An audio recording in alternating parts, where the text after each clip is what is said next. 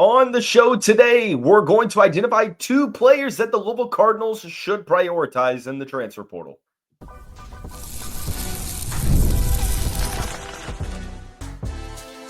You are Locked On Louisville, your daily podcast on the Louisville Cardinals.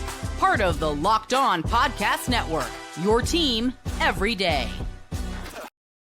Card Nation, what's going on, everyone? Welcome into this Thursday edition of the Locked On Louisville podcast. I'm your host, Dalton Pence. This is my fifth year covering the University of Louisville, third year hosting this show, and I want to take the time to personally thank you all for making us your first listen of the day. Just a reminder, the show is free and available on all streaming services 5 days a week, your team every day.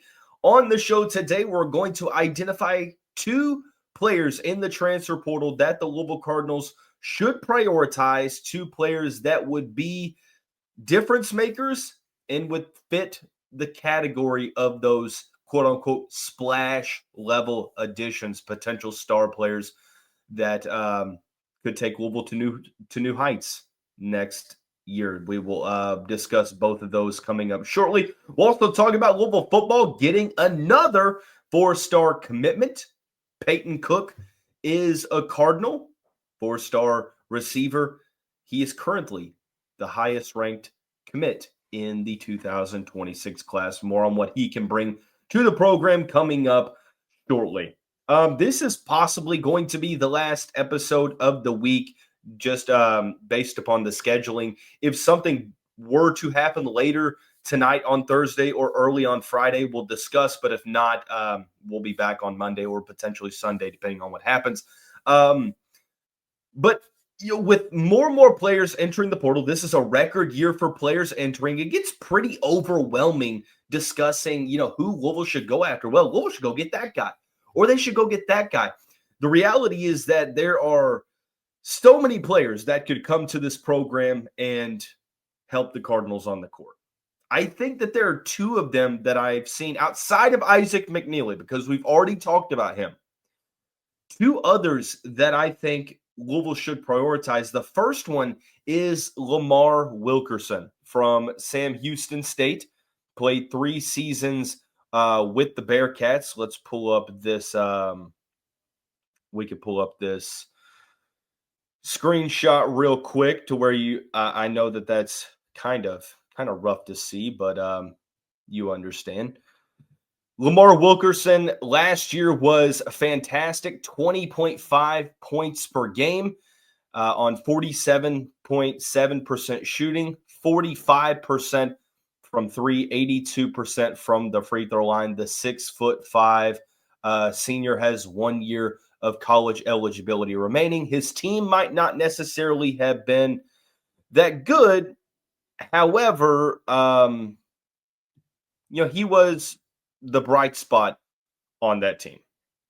And there's a couple reasons why I think he would be a slam dunk level addition. But before we do that, I think it's worth noting that at this point, it seems like there's been reported interest from the Cardinals that they've reached out. I'm not sure how far things have gotten. It seems like Kentucky is trying to get involved. Arkansas is another team that I worry about, considering he's from Ashdown, Arkansas. So this isn't an episode talking about how likely it is. It's more so highlighting players that I feel like would really help the Cardinals. And Wilkerson is at the top of the list. He is one of the best shooters in the country. When you look at these numbers, I don't care about the level of competition. When you are shooting 7.7 threes a game and you're making almost half of them, 44.5% from behind the arc. And he's got limitless range. 20 of his threes this season were deeper than 25 feet. So we're talking once he steps in the half court, it feels like it's limitless range. He has been a flamethrower all season long, 118.3 offensive rating on 125.2, on 25.2 usage percentage. Really good number there, but it's not just the shooting for me. But he's a great shooter. Don't get me wrong. He's 87th percentile in spot up, which really good numbers there, but it's the 3-level scoring ability. Most of his attempts come from around the rim, where he is 54% from the field around the paint. He also has shown the willingness to be a surgeon in the mid-range, stop and pop, creating his own offense off the dribble, whether it's catch and shoot, whether it's spot up, whether it's creating his own shot. Just a completely advanced toolkit and offensive skill set that he's working with. Not only is he a great scorer, but one thing we saw last year that was a common denominator among guys that Louisville brought in was a pretty good assist rate. Even though the numbers might not suggest it, he averages 2.1 assists per game. He's not a primary ball handler. He can affect the game without the ball in his hands, which is awesome because you have your primary ball handler for next season. His name is Michael Brown Jr. He has that 14% assist rate, which pretty solid. And I think a lot of that is just his teammates missing shots. I like the upside as a excuse me, a ball screen handler. Does a really good job in the pick and roll, finding his big man rolling to the basket. So, everyone on the court in a Pat Kelsey offense is being tasked with being an above average passer. And I think you could say that for the vast majority of players that played this year for the Cardinals. But Wilkerson, I think, would be a huge addition to a backcourt that has a really talented but young point guard. Like Wilkerson can go be your number one scoring option because right now you still need that. Even if you bring back Cason Pryor, Javon Hadley, Michael Brown Jr. comes in, you need a number one scoring option. I think, I've seen some questions out there. Could Louisville go get both McNeely and Wilkerson? If they do that, it's scary hours, truthfully. But the fit there is 100% okay because I think that both McNeely and Wilkerson and even Michael Brown Jr. can be effective without the ball in their hands. And you can never have too many players that can handle the basketball on the court. So they would immediately upgrade shooting. Like in the case of bringing in Lamar Wilkerson, he immediately upgrades the shooting. He gives you some athleticism because he's not just a shooter. He's really a pure scorer. 6'5", 205 pounds, uses that strength to get to the basket. It's just one of those situations to where you just don't know how legit of a possibility it is. Now, Louisville's rumored to have one of the highest NIL budgets out there. I mean, Arkansas and Kentucky are no slouches in that department either. So it's going to be an uphill battle, and every program wants Lamar Wilkerson because he is that good. Looking at the stat line here, he did play Indiana early on in the season. He had 18 points. Now, he was 8 of 18, which was 44% from the field. He made 2 of 4 from 3, but he had 18 points against the Hoosiers, so played good against solid competition. He played against North Carolina Wilmington, which was a tournament team that took Texas Tech down to the wire.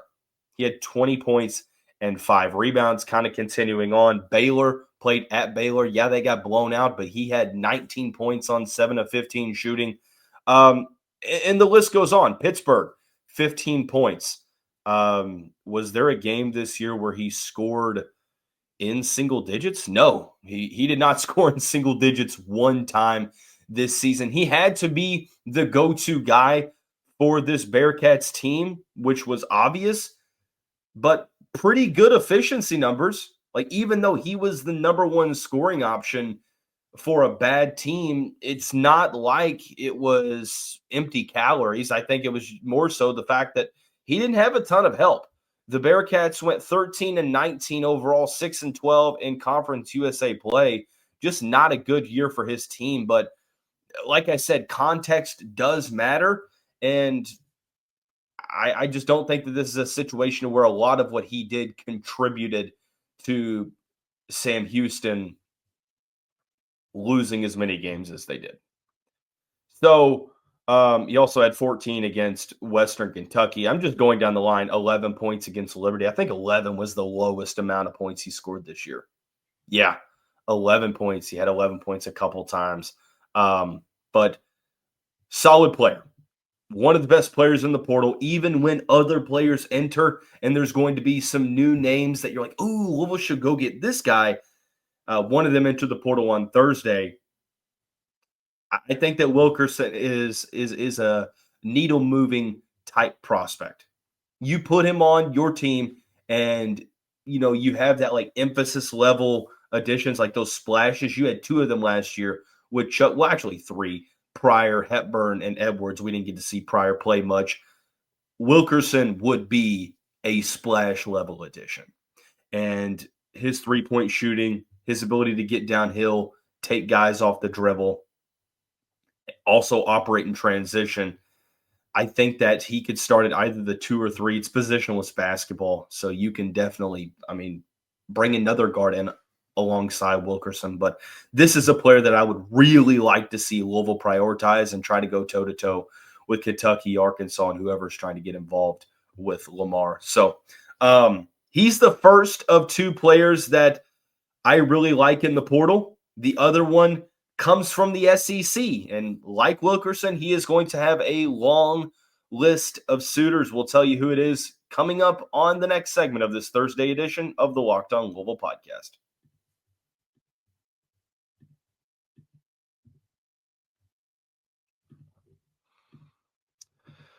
Ever check your bank account and wonder, where did all my money go?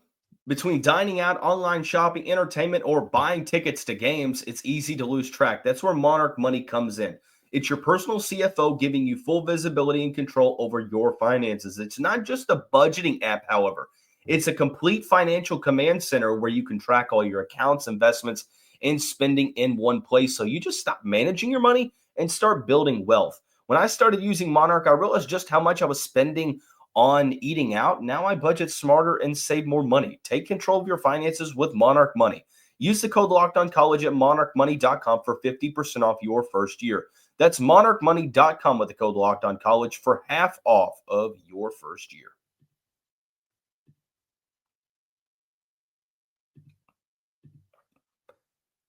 Cardinal fans, want to take the time again to thank you all for making us your first listen of the day. Just a reminder, the show is free and available on all streaming services 5 days a week. Your team every day. As a reminder, I'm not sure if there's going to be an episode tomorrow. If stuff happens and we have to come in and talk about some stuff, that's okay.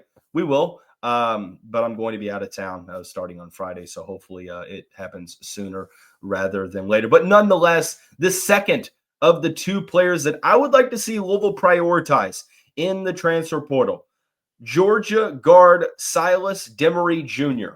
just entered the portal on Thursday. Now he's going to test the NBA draft waters, so that's something that you have to keep a focus on.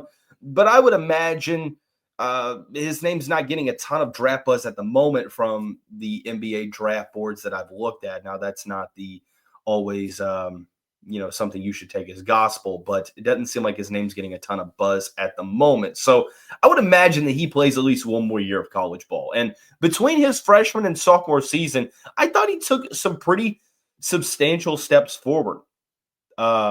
He started 33 of the 33 possible games that he could have this past year for the Bulldogs, and had a really good year. Let's take a look at the stats. Going to try to way to incorporate this a little bit easier, but just something that you can zoom in and look at.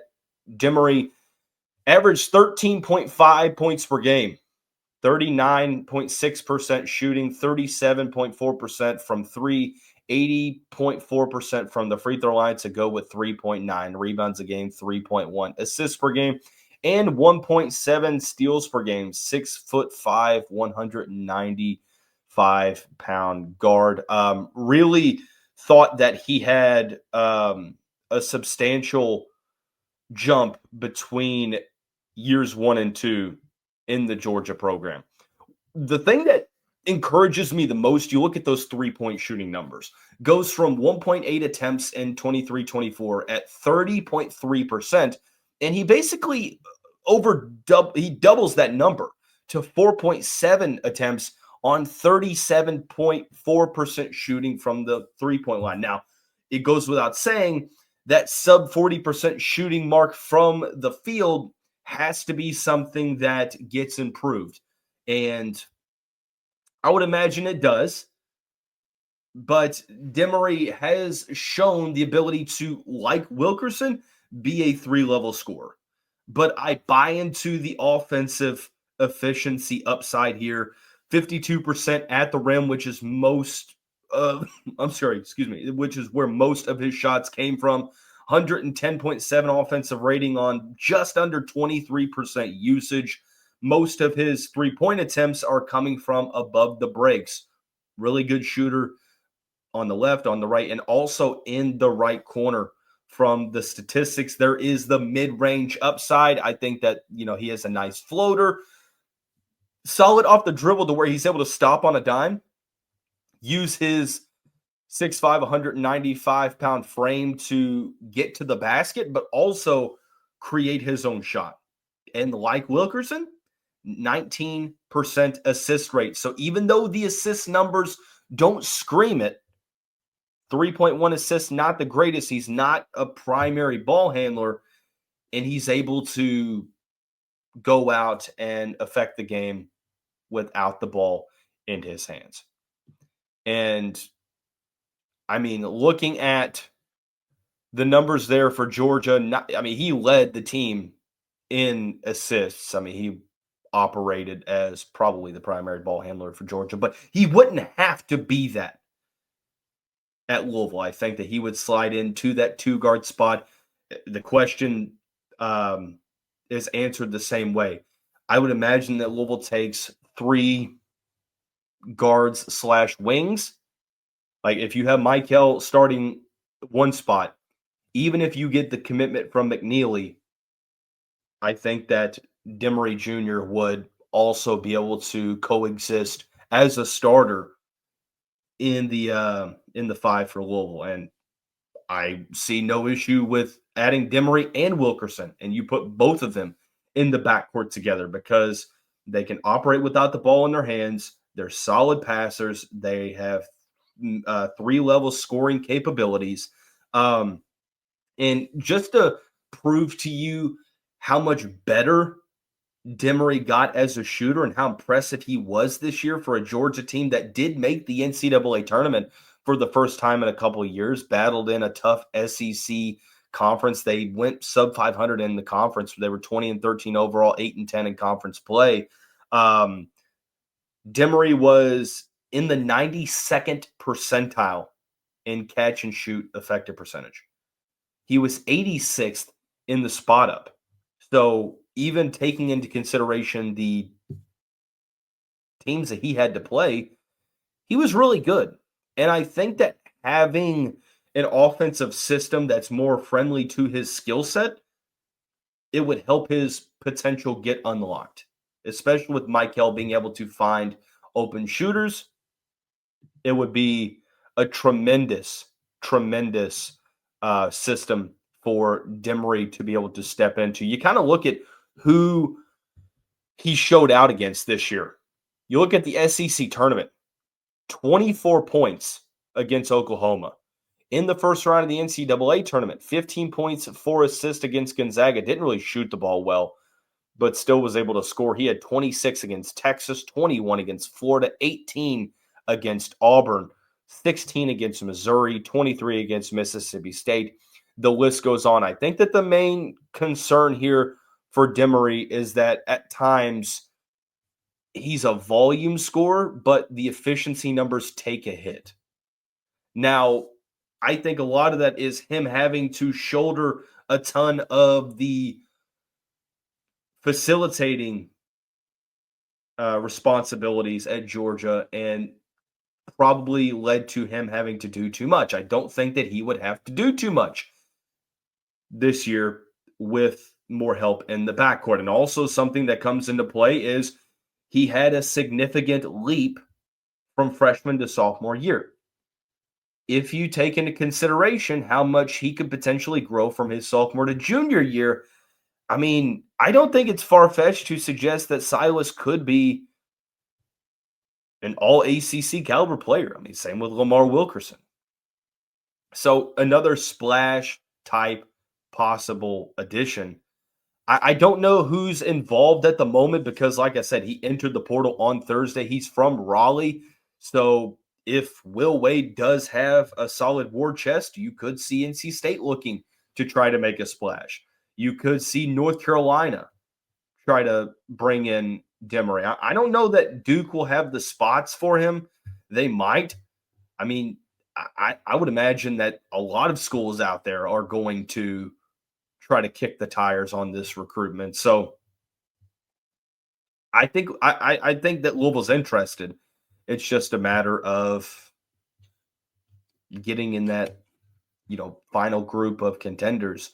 And that's the same thing that applies with Lamar Wilkerson. So again, these past two segments aren't so much about what or how possible things are. It's, well, who should they prioritize? And I think these two should be at the very top of the list for the Cardinals. We're going to take a little bit of a break, come back and talk about Jeff Brohm. I mean, the guy is continuing to recruit at a high level. He just brought in a commit that is currently Louisville's top rank commitment so far. Payton Cook, 4-star out of Ohio. Louisville had to win an uphill battle here, and they did. We'll discuss more coming up on the final segment of the show.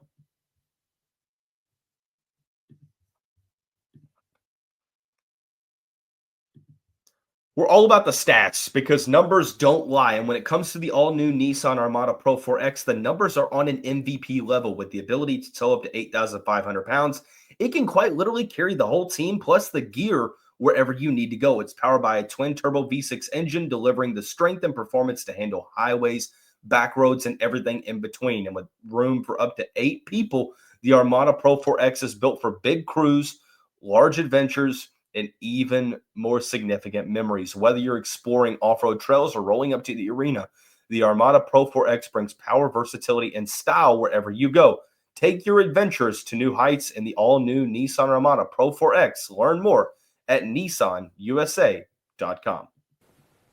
The NCAA tournament is here, and so is the bracket breakdown. Locked On Podcast Network and Amazon Fire TV channels are teaming up to deliver NCAA tournament coverage like never before.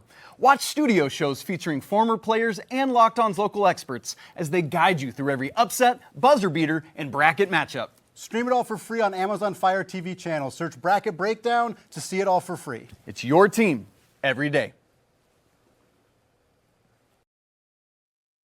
Cardinal fans, thanks again for making us your first listen of the day, whether it's football recruiting, portal talk, baseball, whatever news we have, women's basketball, portal talk. Definitely appreciate you all for making us your first listen of the day. Final segment of the show. Stop me if you've heard this before. This month, Jeff Brohm goes out and gets a 4-star commit. March has been huge for the 2026 recruiting class for the Cardinals. Multiple big-time commitments, both local and across the eastern part of the United States. Louisville goes out to the Buckeye State for their most recent commitment on Thursday. That is 4-star athlete Payton Cook. Plays at Archbishop Hoban High School in Akron, Ohio. A composite 4-star according to the 24/7 Sports Composite Rankings, where he is 284th in the country. If you ask rivals, he is a top 150 prospect, and thus being the number one commit in Louisville's class thus far, which at the moment, as it stands on March 27th, it's the 7th best class in the country with 12 total commitments. So this has been a wild month, to say the least, for this coaching staff on the recruiting trail. A little bit about Payton Cook. 6'2", 170 pounds. Listed as an athlete because he has played multiple positions in high school. Wide receiver, cornerback, running back, you name it. But Cook projects to be a wide receiver at the next level. You look at some of the offers Cook chose the Cardinals over teams like Michigan, Miami, Tennessee. He had offers from Pittsburgh, Kentucky, Maryland, Indiana, Boston College, and many more. So a ton of Power 5 interest for Cook. Projects as a wide receiver. And when you watch him play, the yards after catch ability jumps off the screen. His ability to be a deep threat, I think that the upside for route running, the footwork is incredible. Just a player that makes plays happen, whether it's getting the ball on a slant route and taking it for a good amount of yardage or just being a deep threat. And I think that that's something that Louisville has, maybe not last year, but in years past, really struggled with not having a guy that could take the top off the defense. And I think that Payton Cook sort of fits that mold of what you're looking for. So again, I'm never going to worry about receiver recruiting for this offensive coaching staff. Jeff Brohm does a great job of recruiting offense. But it just goes to show you how favorable it is to play in this system that just puts up big time numbers and gets guys drafted and players have success at the next level. If things don't work out as a wide receiver, I think that there is some upside as a defensive back where he had 13 interceptions as a junior. Now, that was playing as sort of in the box safety, a traditional safety out in center field, outside cornerback. I mean, the guy played multiple positions on defense and was almost as valuable on defense as he was offense. So you never know when a guy gets to campus, hey, he might be listed as a wide receiver, but with that background at defensive back, you could ultimately slide him into the secondary for the Cardinals, which definitely the program could use some more players in the secondary. But I like that Louisville went into the state of Ohio and got this commitment. That's something that I've been pretty vocal about the past couple of years, is that I feel like Ohio gets overlooked as a hot spot for recruiting talent. Like, there is a lot of talent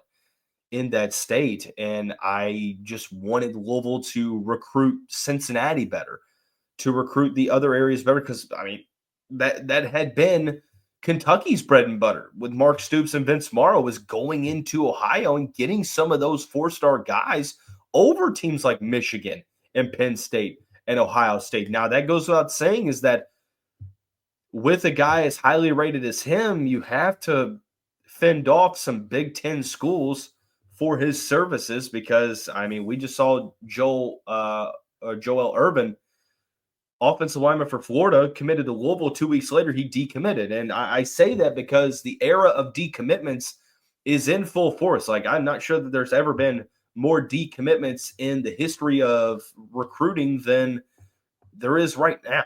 So, yes, the class looks great on paper, but you have to make sure that you get guys onto campus. Even national letters of intent don't mean everything nowadays, but really good commitment for the Cardinals football program. That is going to wrap up this edition of the show. Everyone have a great day. We'll see you back here very soon. Go Cardinals.